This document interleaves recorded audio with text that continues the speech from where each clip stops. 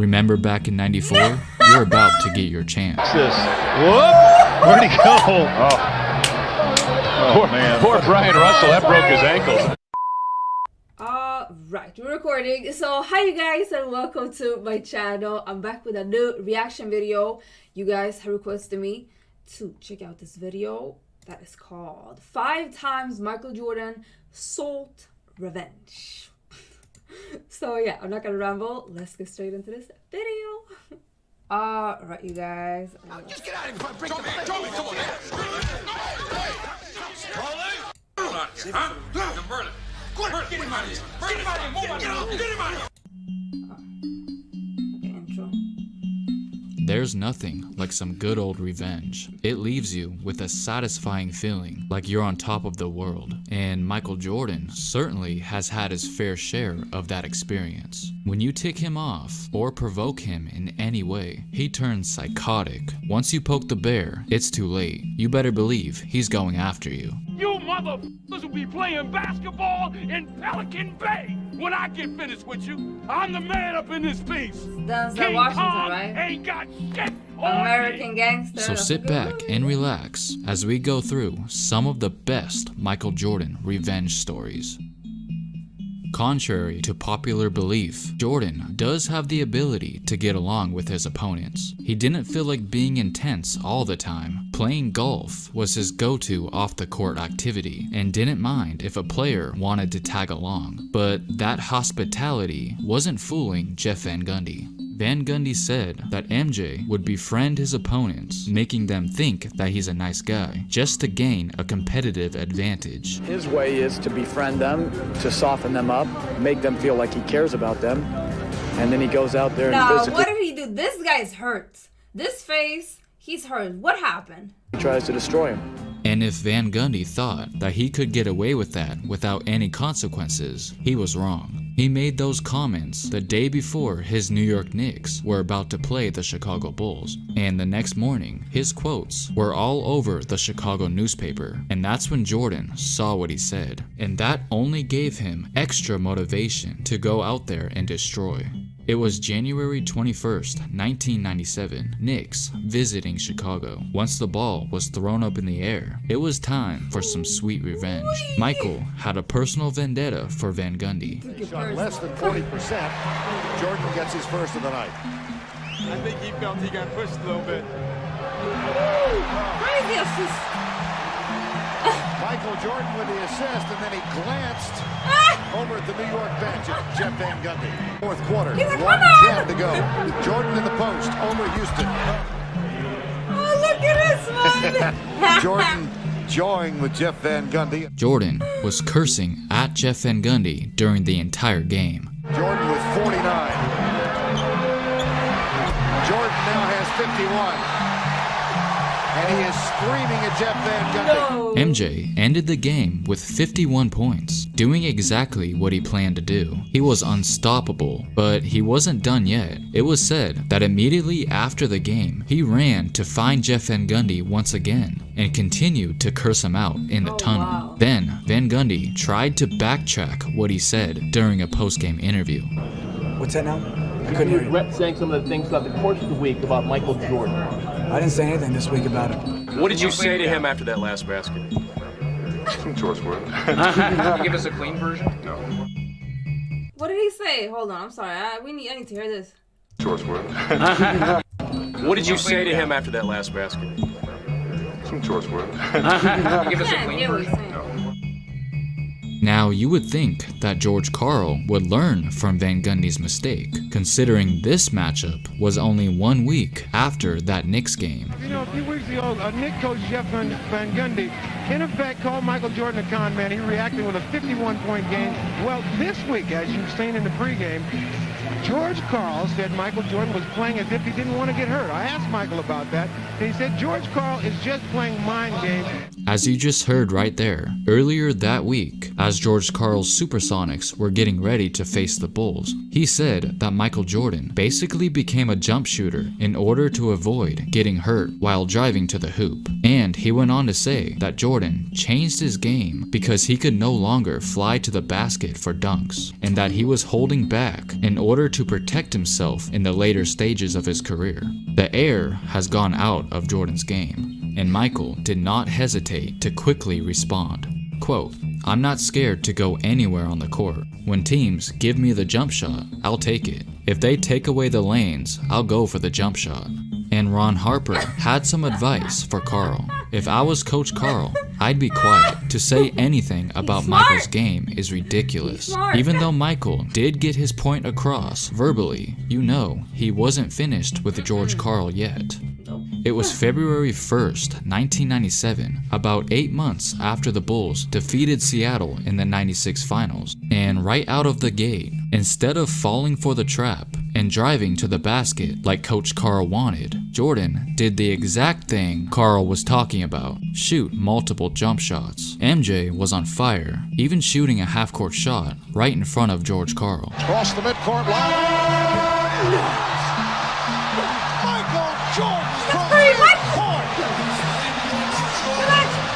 Such an amazing distance. I think George Karl would have rather seen him drive to the basket than take that jump shot. Jordan continued to dominate with his jump shot all night long, making Coach Karl feel stupid for ever opening his mouth. Coach Karl had made the comments that Michael Jordan may be becoming too much of a jump shooter.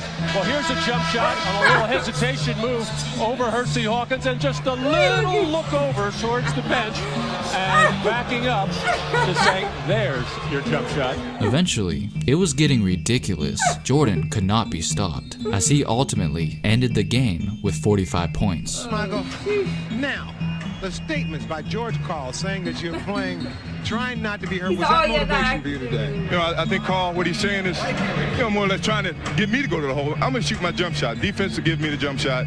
I'm going to take it. If they want to let me go to the hole, open up the lane, I go to the hole. After the game, Ron Harper commented again, saying, "I'm surprised the coaches don't learn. Every time they say something about Michael, it hurts their team."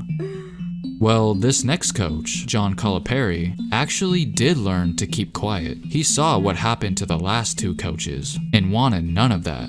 We all are aware that MJ and the '98 Bulls were determined to complete their second three-peat, and their first opponent in the '98 playoffs were the New Jersey Nets, with John Calipari as their head coach. The first two games of the series were close, but Chicago found a way to get both victories, and they only needed to win one more game to sweep the Nets. Since this was back when the first round was the best of 5, New Jersey went into Game 3 believing that they had a great chance to win this one, considering they were so close to winning the other two games. But when you're facing a man that literally makes up scenarios in his head in order to just find anything that will fuel him, you're probably in trouble. You see, Coach Calipari didn't necessarily do anything wrong in this particular instance. He didn't say a single word to or about Jordan, but he didn't have to. It was just the way he coached that rubbed Jordan the wrong way. Michael said he found it very annoying that John Calipari was always screaming towards his players at the top of his lungs, running up and down the court. He thought he was overdoing it with his sideline antics, and said that he doesn't know how the Nets players deal with him. Well, it looked like Jordan found his reason to go ahead and torch them. He went with it and never looked back. And here's Jordan, left open for the three, and he's got it. Michael Jordan. He has been a potent weapon for the Bulls against the Nets this year. Jordan working against Kittles. Gets Kittles in the air, and Jordan hits. Patented Michael J. 4 fouls. Jordan coming around a Rodman screen hits. Michael Jordan now with 36 points. He's hardly missed from the field. Major striking distance here, and like we say, they play in peaks and valleys. Michael Jordan with a very difficult shot, falling away toward the baseline. Michael finished off the Nets with 38 points, and later after the game, John Calipari said this about Jordan's death stare, quote, "I didn't stare back. There is one thing I would never do as a coach. Say anything to Michael Jordan. Not one word. If he wants to stare at me, I'm not going to say anything to him." Man, no matter what you do, you're never really safe. But this next player was literally asking for it. It was 1994, during Michael Jordan's baseball days. Brian Russell, who was a member of the Utah Jazz, was preparing to play Chicago in an upcoming game. So the night before, he went to go work out, and that's when he saw Michael Jordan with his baseball trainer and thought it was the perfect opportunity to introduce himself. So he went up to MJ and said, "Why'd you quit? Why did you retire? I really wanted to get the chance to guard you and defend you because I know I can stop you." Dumbass motherfucker. And Jordan just laughed it off and acted like he wasn't even bothered. But we all know Michael made sure to remember what he said. Now fast forward to 1996, Jordan was back in the league, and when he played Utah, he was well aware that Russell would be there. And right before the jump ball, he turned to Russell and said, "Remember back in '94? You're about to get your chance." Oh my God, he's one of those. Oh, what a move by Little right, little left. What a show, and they love it here in Utah. Watch Michael's move. Watch this. Whoop! Where'd he go? Oh man. Poor Brian Russell, that broke his ankles. And ever since, Brian Russell had a huge bullseye on his back, as MJ made an effort to go after him every single time they played each other. Now fast forward again a couple years later, Jordan could practically taste his 6th championship, as he would get a chance to take the lead after stripping the ball from Malone. And would you look at that, Michael couldn't ask for a better guy to guard him. Russell claimed that Jordan obviously pushed off. But at the end of the day, there was nothing he can do about it. Many years later, at the tail end of MJ's Hall of Fame speech, he talked a little bit about Brian Russell and said this. Believe me, I relished on that point, and from this day forward, if I ever see him in shorts, I'm coming at him. And Russell took that as a challenge. How's it going for you? Good. Just making sure I stay in somewhat shape and getting ready to call out MJ.